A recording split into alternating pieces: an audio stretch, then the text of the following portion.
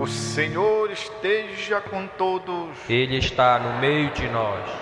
Proclamação do Evangelho de Jesus Cristo segundo João. Glória a vós, Senhor.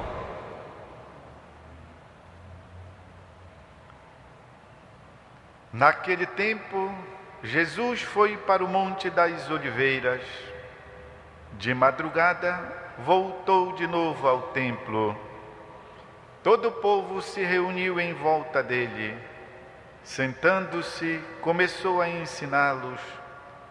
Entretanto, os mestres da lei e os fariseus trouxeram uma mulher surpreendida em adultério. Colocando-a no meio deles, disseram a Jesus: Mestre, esta mulher foi surpreendida em flagrante adultério. Moisés, na lei, mandou apedrejar estas mulheres. Que dizes tu? Perguntavam isso para experimentar Jesus e para terem motivo de o acusar. Mas Jesus, inclinando-se, começou a escrever com o dedo no chão. Como persistissem em interrogá-lo, Jesus ergueu-se e disse: Quem dentre vós não tiver pecado, seja o primeiro a atirar-lhe uma pedra. E tornando a inclinar-se, continuou a escrever no chão. E eles, ouvindo que Jesus falou, foram saindo um, a começar pelos mais velhos. E Jesus ficou sozinho com a mulher que estava lá no meio, em pé. Então Jesus se levantou e disse: Mulher, onde estão eles? Ninguém te condenou? Ela respondeu: Ninguém, Senhor. Então Jesus lhe disse: Eu também não te condeno. Podes ir, e de agora em diante não peques mais. É palavra da salvação. Glória a vós, Senhor. Meus irmãos e irmãs, esse trecho do Evangelho de São João é tão maravilhoso, é tão bonito. Os estudiosos dizem que ele era assim mais apto a estar no Evangelho de São Lucas, porque São Lucas é que conta esses episódios do encontro de Jesus com os pecadores, com os pobres, com os sofredores, enquanto que o evangelista São João é mais elevado, mais especulativo. Os discursos joaneus são assim alguma coisa acima do normal. O que teria acontecido? Teria acontecido que quando fecharam a edição do Evangelho de São Lucas, depois que já estava na gráfica, se deram conta: aqui essa folha que faltou. E para não se perder, imagina se uma preciosidade dessa iam pôr no cesto de lixo. O de São João, que é mais tardio, porque a composição definitiva do Evangelho de São João é por volta do ano 100. Então o que fizeram? Vamos colocar aqui. E pronto. Não se perdeu, graças a Deus, esse episódio da vida de Jesus. Nós podemos comentar e aprender tantas coisas a respeito disso, mas tem umas que parecem nos ajudar mais nesse tempo quaresmal. Antes de tudo, aqui querem fazer um julgamento. Assim como na primeira leitura estamos destrinchando o julgamento falso de Susana, que, no entanto, mesmo sendo acusada, era uma pessoa íntegra. E Daniel, o profeta, desvenda a acusação dos juízes que se tinham deixado encantar pela beleza da Susana. E como ela não foi na conversa deles, eles a acusaram. Aqui no Evangelho que acabamos de ouvir, também se dá alguma coisa semelhante.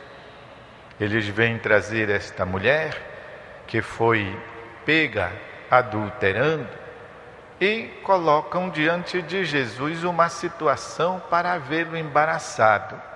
Como é que ele vai se sair? É interessante como há vários episódios que as pessoas vão querer encurralar Jesus e ele, com calma, com maestria, com caridade, resolve a coisa da melhor maneira. Eles apresentam então a mulher adúltera e dizem: olha, Moisés mandou apedrejar esse tipo de mulher, e tu o que dizes? Olhem só Jesus nesta saia justa. Se porventura ele dissesse: não, Moisés estava errado, eles vão dizer: está vendo como ele está desrespeitando Moisés, está querendo ser mais do que Moisés. E Moisés era o maior dos profetas dos judeus, continua sendo.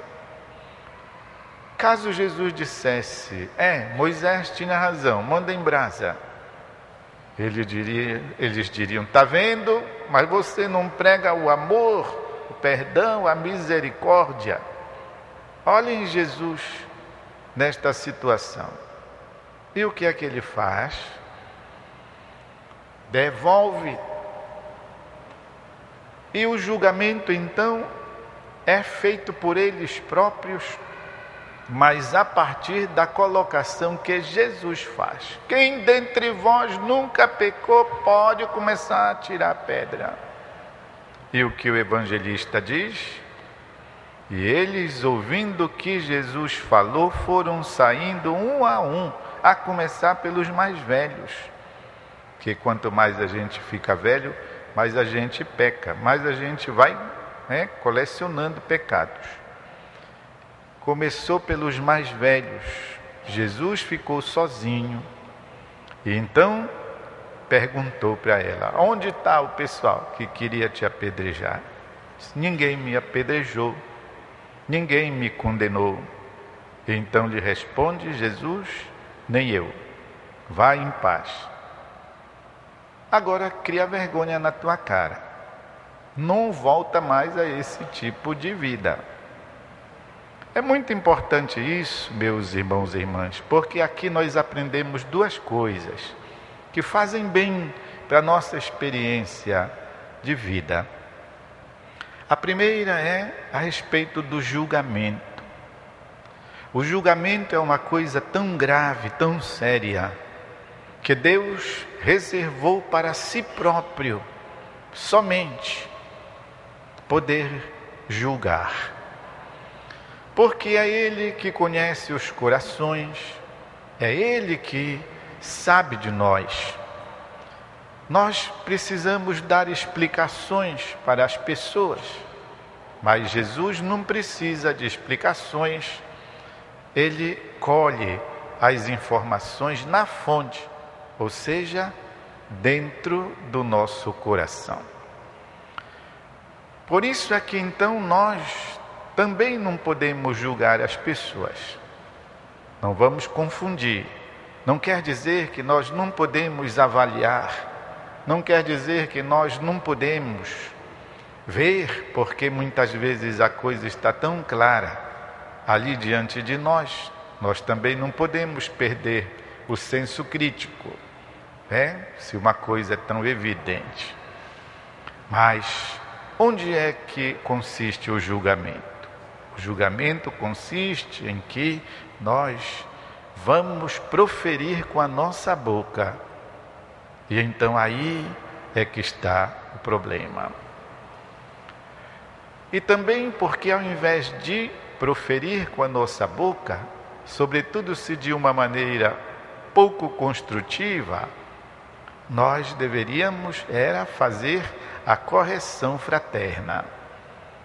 A correção fraterna significa ir lá com a pessoa, conversar com ela, dizer para ela, falar com o coração na mão, como a gente costuma dizer. E isso nós não temos coragem. Disso, ou por isso nós somos covardes. Então o que é que acontece com maior facilidade? A gente ficar comentando, fazendo fuxico. aumentando, levando adiante a coisa. Esse é o tipo de julgamento que nós não podemos fazer.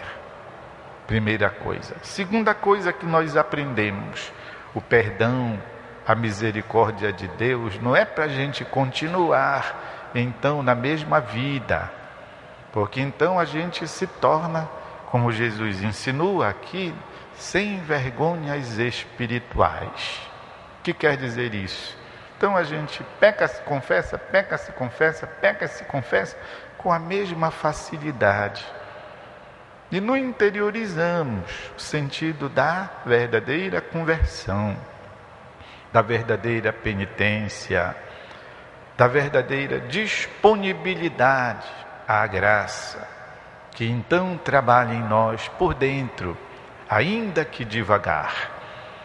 Toda a iluminação que nós recebemos do Espírito Santo deve levar-nos a nos tornar melhores ao longo de nossa vida.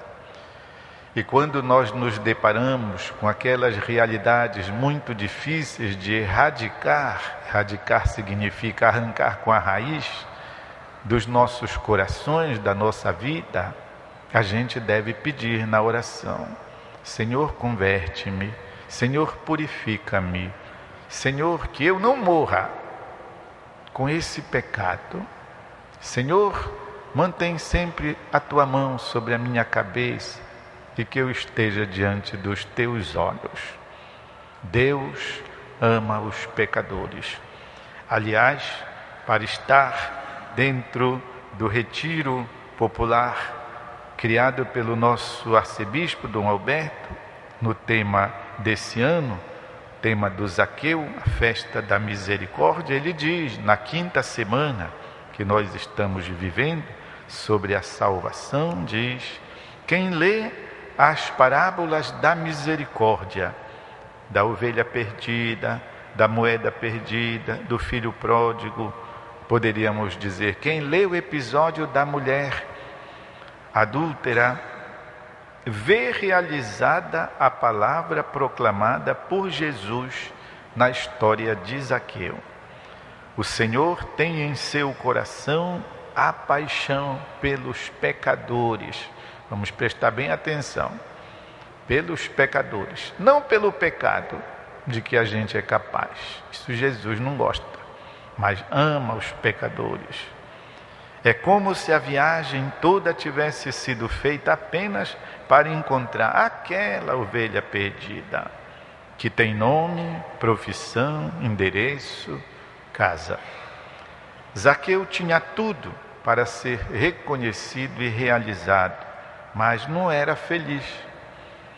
Parecido com tantas pessoas pelas sucessivas gerações e até os nossos dias, que acumulam bens, aplausos e poderes, mas às quais falta o essencial. É que o sentido pleno da vida só é encontrado naquele pelo qual e para quem fomos feitos, que é o nosso Deus. E o Senhor entra na casa de Zaqueu como Salvador e portador da salvação, como ele mesmo exclama: hoje a salvação entrou nesta casa, pois este também é filho de Deus, filho de Abraão. E o Filho do Homem veio com esta tarefa, não para condenar, mas para reencontrar aquele que estava perdido. Meus irmãos e irmãs, esta palavra de Deus serve para nós, tanto para nós nos sentirmos sempre acolhidos no abraço misericordioso do Pai, como também para nós agirmos assim com as pessoas. Vamos fazer um instante de silêncio para que alguma coisa da palavra de Deus fique em nós.